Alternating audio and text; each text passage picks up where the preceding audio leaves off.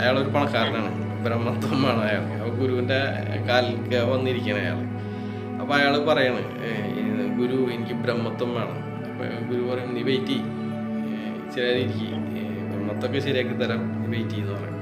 അപ്പോൾ അയാൾക്ക് ഇരിക്കാൻ നേരമില്ല, തിരക്ക്, ഭയങ്കര തിരക്ക്.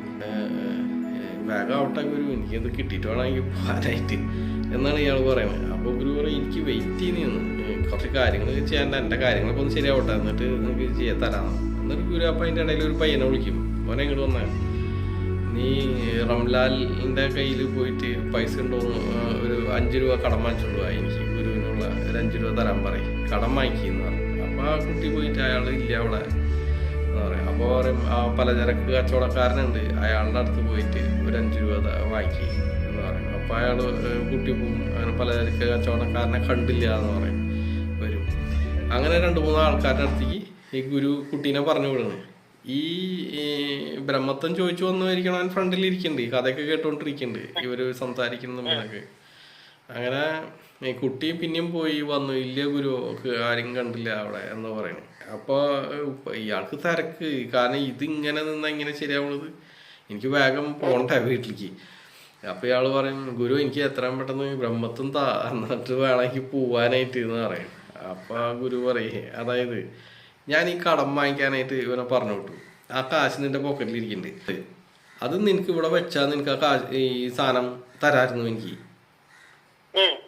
അതായത് ഞാൻ ചോദിക്കാണ്, ഇത് കാശ് വേണമെന്ന്, നീ അത് വെച്ചിരുന്നുണ്ടെങ്കിൽ നിനക്ക് ആ ബ്രഹ്മത്വം വാങ്ങിച്ച് നിനക്ക് ഇപ്പൊ തന്നെ പോയായിരുന്നു, പക്ഷെ നീ എന്തുകൊണ്ട് വെച്ചില്ല?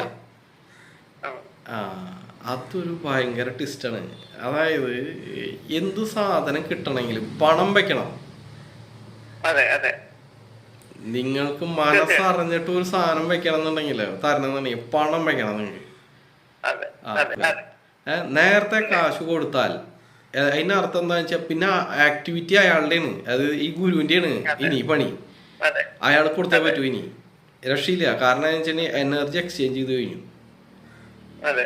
നീ ഒന്നും നോക്കരുത്, കണ്ണടച്ച് വീശ. അതായത് എനി സംതിങ് നിങ്ങളുടെ മുമ്പിലേക്ക് വീഴാൻ പോണ്ട്, അതെന്താന്ന് അറിയാൻ പറ്റില്ല, പക്ഷെ നീ കണ്ണടച്ച് വീശ. ഇങ്ങനെയുള്ള ടീം വന്നു കഴിഞ്ഞാൽ പിന്നെ ആ കാശ് വീണ് കഴിഞ്ഞിട്ടുണ്ടെങ്കിൽ ഈ ഗുരുവിന് പിന്നെ ഒന്നും ചെയ്യാൻ പറ്റില്ല, അയാൾ ചെയ്തേ പറ്റൂ. പിന്നെ പ്രകൃതി അങ്ങനെയാണ് സിസ്റ്റം. ഇതിന്റെ ഒരു അറിവ് കിട്ടിയാൽ മതി നിങ്ങൾക്ക്, ഒറ്റ അറിവ്. അതല്ലാതെ അത് പിന്നെ കാശ് ഉണ്ടാക്കാതെ നിങ്ങൾക്ക് ചിന്തിക്കാൻ കൂടി പറ്റില്ല.